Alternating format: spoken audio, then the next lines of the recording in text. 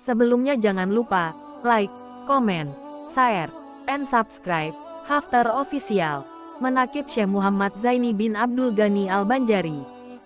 Alimul Alamah Al-Arif Billah Asy Syekh Haji Muhammad Zaini Abdul Ghani bin Al-Arif Billah Abdul Ghani bin Haji Abdul Manaf bin Muhammad Seman bin Haji Muhammad Sa'ad bin Haji Abdullah bin Alimul Alamah Mufti Haji Muhammad Khalid bin Alimul Alamah Khalifah Haji Hasanuddin bin Syekh Muhammad Arsyad Al-Banjari.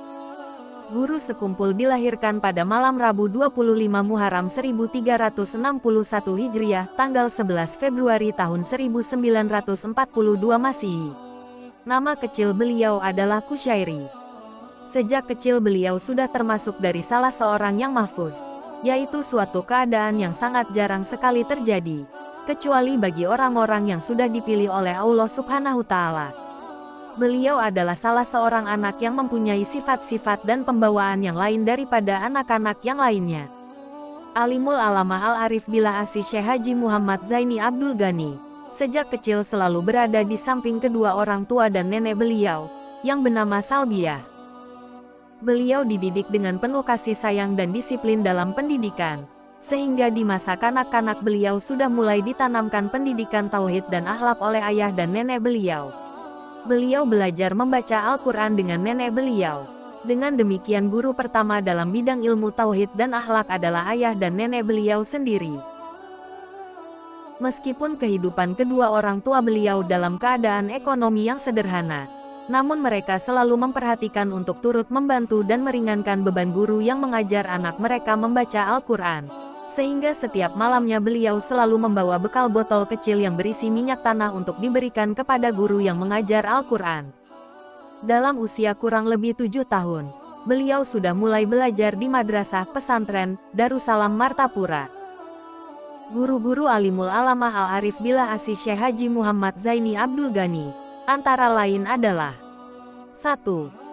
Di tingkat ibtida adalah Guru Abdul Muas, Guru Sulaiman, Guru Muhammad Zain, Guru Haji Abdul Hamid Husin, Guru Haji Mahali, Guru Haji Rafi, Guru Syahran, Guru Haji Husin Dahlan, Guru Haji Salman Yusuf.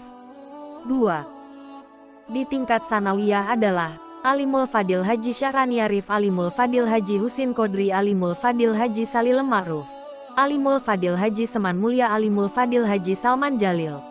3. Guru di bidang tajwid ialah Alimul Fadil Haji Syahrani Arif, Alimul Fadil Al-Hafiz Haji Nasrun Tahir Al-Alim Haji Aini Kandangan. 4. Guru khusus adalah Alimul Alamah Haji Muhammad Syarwani Abdan Bangil, Alimul Alamah Asy Syekh As-Sayyid Muhammad Amin Qutbi.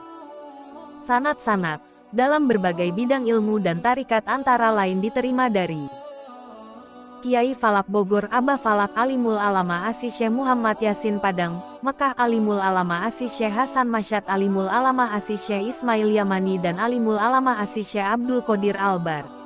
5. Guru pertama secara ruhani ialah Alimul Alamah Ali Junaidi, Berau, bin Alimul Fadil Kadi Haji Muhammad Amin bin Alimul Alamah Mufti Haji Jamaluddin bin Syekh Muhammad Arsyad, dan Alimul Alamah Haji Muhammad Syarwani Abdan Bangil. Kemudian Alimul Alamah Haji Muhammad Syarwani Abdan menyerahkan kepada Kiai Falak Bogor dan seterusnya Kiai Falak menyerahkan kepada Alimul Alamah Asy Syekh As-Sayyid Muhammad Amin Qutbi. Kemudian beliau menyerahkan kepada Syekh Muhammad Arsyad Al-Banjari yang selanjutnya langsung dipimpin oleh Rasulullah Shallallahu Alaihi Wasallam. Atas petunjuk Alimul Alamah Ali Junaidi, beliau dianjurkan untuk belajar kepada Alimul Fadil Haji Muhammad Gadung Rantau bin Alimul Fadil Haji Salman Farisi bin Alimul Alamah Kadi Haji Mahmud bin Asiyah binti Syekh Muhammad Arsyad untuk mengenal masalah Nur Muhammad. 6. Maka dengan demikian di antara guru beliau tentang Nur Muhammad antara lain adalah Alimul Fadil Haji Muhammad Gadung Rantau. Dalam usia kurang lebih 10 tahun, sudah mendapat khususiat dan anugerah dari Tuhan berupa kasih afhisi, yaitu melihat dan mendengar apa-apa yang ada di dalam atau yang terdinding. Dan dalam usia itu pula beliau didatangi oleh seseorang bekas pemberontak yang sangat ditakuti masyarakat akan kejahatan dan kekejamannya. Kedatangan orang tersebut tentunya sangat mengejutkan keluarga di rumah beliau. Namun apa yang terjadi? Laki-laki tersebut ternyata ketika melihat beliau langsung sungkem dan minta ampun, serta memohon untuk dikontrol atau diperiksakan ilmunya yang telah ia amalkan. Jika salah atau sesat minta dibetulkan dan dia pun minta agar supaya ditobatkan. Mendengar hal yang demikian beliau lalu masuk serta memberitahukan masalah orang tersebut kepada ayah dan keluarga. Di dalam rumah, sepeninggal beliau masuk ke dalam ternyata tamu tersebut tertidur.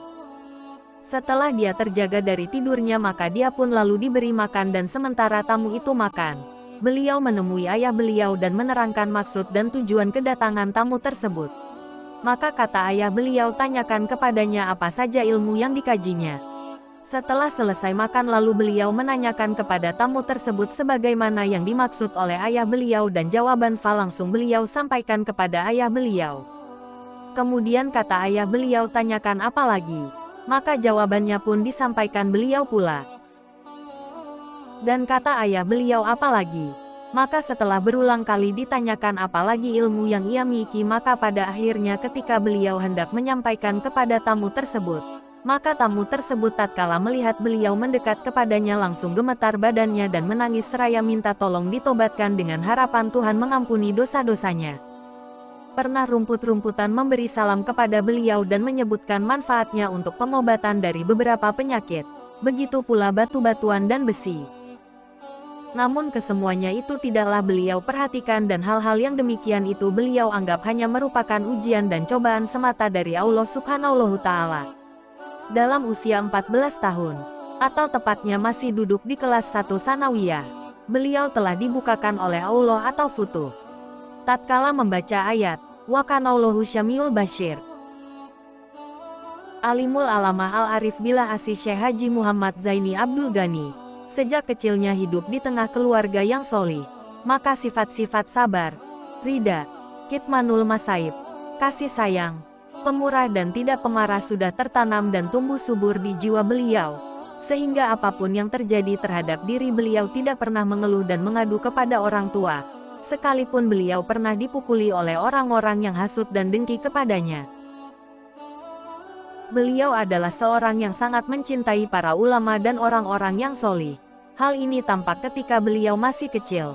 Beliau selalu menunggu tempat-tempat yang biasanya Alimul Fadil Haji Zainal Ilmi lewati pada hari-hari tertentu ketika hendak pergi ke Banjarmasin semata-mata hanya untuk bersalaman dan mencium tangan Tuan Guru Haji Zainal Ilmi.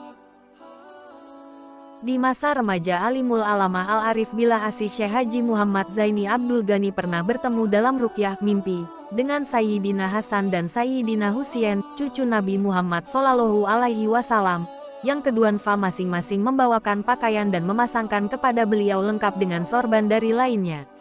Dan beliau ketika itu diberi nama oleh keduanya dengan nama Zainal Abidin. Setelah dewasa, maka tampaklah kebesaran dan keutamaan beliau dalam berbagai hal dan banyak pula orang yang belajar. Para habaib yang tua-tua, para ulama dan guru-guru yang pernah mengajari beliau, karena mereka mengetahui keadaan beliau yang sebenarnya dan sangat sayang serta hormat kepada beliau. Alimul Alamah Al-Arif Billah Asy Syekh Haji Muhammad Zaini Abdul Ghani adalah seorang ulama yang menghimpun antara wasiat, tarikat dari hakikat, dan beliau seorang yang hafiz Al-Quran beserta hafiz tafsirnya, yaitu tafsir Al-Quran Al-Ashim lil Imamain Al-Jalalain. Beliau seorang ulama yang masih termasuk keturunan Syekh Muhammad Arsyad Al-Banjari dan menghidupkan kembali ilmu dan amalan-amalan serta tarikat yang diamalkan oleh Syekh Muhammad Arsyad Al-Banjari. Karena itu majelis pengajian beliau, baik majelis taklim maupun majelis amaliyahnya di Komplek Raudah sekumpul seperti majelis Syekh Abdul Qadir Al-Jailani. Sifat lemah lembut, kasih sayang, ramah tamah, sabar, dan pemurah sangatlah tampak pada diri beliau, sehingga beliau dikasihi dan disayangi oleh segenap lapisan masyarakat, sahabat dan anak murid. Kalau ada orang yang tidak senang melihat akan keadaan beliau dan menyerang dengan berbagai kritikan dan hasutan maka beliau pun tidak pernah membalasnya. Beliau hanya diam dan tidak ada reaksi apapun, karena beliau anggap mereka itu belum mengerti, bahkan tidak mengetahui serta tidak mau bertanya. Tamu-tamu yang datang ke rumah beliau, pada umumnya selalu beliau berikan jamuan makan, apalagi pada hari-hari pengajian, Seluruh murid-murid yang mengikuti pengajian yang tidak kurang dari 3.000-an, kesemuanya diberikan jamuan makan. Sedangkan pada hari-hari lainnya diberikan jamuan minuman dan roti. Beliau adalah orang yang mempunyai prinsip dalam berjihad yang benar-benar mencerminkan apa-apa yang terkandung dalam Al-Quran. Misalnya beliau akan menghadiri suatu majelis yang sifatnya dakwah Islamiyah, atau membesarkan dan memuliakan syiar agama Islam. Sebelum beliau pergi ke tempat tersebut lebih dulu beliau turut menyumbangkan harta beliau untuk pelaksanaannya. Kemudian baru beliau datang. Jadi benar-benar beliau berjihad dengan harta lebih dahulu, kemudian dengan anggota badan. Dengan demikian beliau benar-benar mengamalkan kandungan ayat Al-Quran yang berbunyi, "Wajahidu biamwalikum wa anfusikum fisabilillah." Alimul Alamah Al-Arif Billah Asy Syekh Haji Muhammad Zaini Abdul Ghani adalah satu-satunya ulama di Kalimantan, bahkan di Indonesia yang mendapat izin untuk mengijazahkan bayat tarikat Samaniyah. Karena itu banyaklah yang datang kepada beliau untuk mengambil bayat tarikat tersebut, bukan saja dari Kalimantan, bahkan dari Pulau Jawa dan daerah lainnya. Alimul Alamah Al-Arif Billah Asy Syekh Haji Muhammad Zaini Abdul Ghani dalam mengajar dan membimbing umat tidak mengenal lelah dan sakit. Meskipun dalam keadaan kurang sehat, selama masih mampu, beliau masih tetap mengajar dan memberi pengajian. Dalam membina kesehatan para peserta pengajian dalam waktu-waktu tertentu beliau datangkan dokter spesialis untuk memberikan penyuluhan kesehatan sebelum pengajian dimulai, seperti dokter spesialis jantung, paru-paru, THT, mata, ginjal, penyakit dalam, serta dokter ahli penyakit menular dan lainnya. Dengan demikian beliau sangatlah memperhatikan kesehatan para peserta pengajian dan kesehatan lingkungan tempat pengajian. Berbagai karomah kelebihan telah diberikan oleh Allah kepada beliau.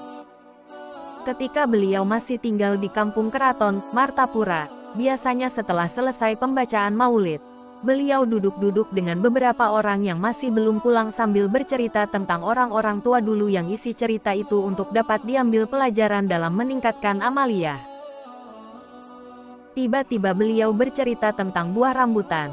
Pada waktu itu masih belum musimnya. Dengan tidak disadari dan diketahui oleh mereka yang hadir beliau mengacungkan tangannya ke belakang dan ternyata di tangan beliau terdapat sebiji buah rambutan yang masak.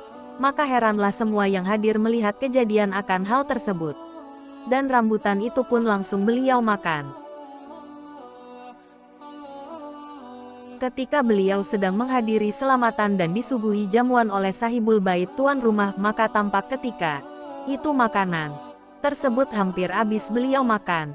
Namun setelah piring tempat makanan itu diterima kembali oleh yang melayani beliau, sesudah dilihat, ternyata makanan yang tampak habis itu masih banyak bersisa dan seakan-akan tidak pernah dimakan oleh beliau.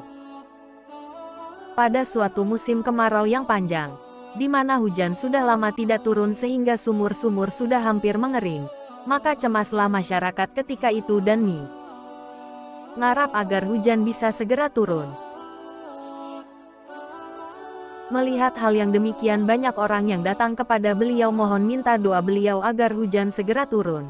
Kemudian beliau lalu keluar rumah dan menuju pohon pisang yang masih berada di dekat rumah beliau waktu itu. Maka beliau goyang-goyangkanlah pohon pisang tersebut dan ternyata tidak lama kemudian, hujan pun turun dengan derasnya. Ketika pelaksanaan Hail Syekh Muhammad Arsyad Al-Banjari yang ke-189 di dalam pagar Martapura, kebetulan pada masa itu sedang musim hujan sehingga membanjiri jalanan yang akan dilalui oleh Alimul Alamah Al-Arif Billah Asy Syekh Haji Muhammad Zaini Abdul Ghani menuju ke tempat pelaksanaan Hail tersebut. Keadaan itu sempat mencemaskan panitia pelaksana Hail tersebut. Namun dan tidak disangka sejak pagi harinya jalanan yang akan dilalui oleh beliau yang masih digenangi air sudah kering. Sehingga dengan mudahnya beliau dan rombongan melewati jalanan tersebut, dan setelah keesokan harinya jalanan itu pun kembali digenangi air sampai beberapa hari kemudian. Banyak orang-orang yang menderita sakit seperti sakit ginjal, usus yang membusuk, anak yang tertelan peniti, ibu yang sedang hamil dan bayinya jungkir, sungsang, serta meninggal dalam kandungan, di mana semua kasus ini menurut keterangan dokter harus dioperasi. Namun keluarga si sakit kemudian pergi minta didoakan oleh Alimul Alamah, Arif Billah Asih Syekh Haji Muhammad Zaini Abdul Ghani. Dengan air yang beliau berikan kesemuanya dapat tertolong dan sembuh tanpa dioperasi. Demikianlah di antara karamah dan kekuasaan Tuhan yang ditunjukkan kepada diri seorang hamba yang dikasihinya. Sebelum wafat, Tuan Guru Haji Muhammad Zaini Abdul Ghani telah menulis beberapa buah kitab, antara lain Risalah Mubarakah, Manaqib Asy Syekh As-Sayyid Muhammad bin Abdul Karim Al-Qadiri Al-Hasani As-Saman Al-Madani, Ar-Risalatun Nuraniyah fi Syarhi Tawassulatis Samaniyah, Nubzatun fi Manaqibil Imamil Masyhur bil Ustazil Azam Muhammad bin Ali Ba'alawi. Beliau juga sempat memberikan beberapa pesan kepada seluruh masyarakat Islam, yakni 1. Menghormati ulama dan orang tua. 2. Baik sangka terhadap muslimin. 3. Murah hati. 4. Murah harta. 5. Manis muka. 6. Jangan menyakiti orang lain. 7. Mengampunkan kesalahan orang lain. 8. Jangan bermusuh-musuhan. 9. Jangan tamak atau serakah. 10. Berpegang kepada Allah, pada kabul segala hajat. 11. Yakin keselamatan itu pada kebenaran. Setelah sempat dirawat selama lebih kurang 10 hari di Rumah Sakit Mount Elizabeth, Singapura, karena penyakit ginjal yang beliau derita, pada hari Rabu, 5 Rajab 1426 Hijriah bertepatan dengan tanggal 10 Agustus tahun 2005 Masih, beliau pun kembali menghadap Allah Subhanahu Ta'ala. Innalillahi wa inna ilaihi rajiun. Telah diangkat oleh Allah Subhanahu Ta'ala ilmu melalui kewafatan seorang ulama. Jangan lupa like, comment, share, and subscribe Haftar Official.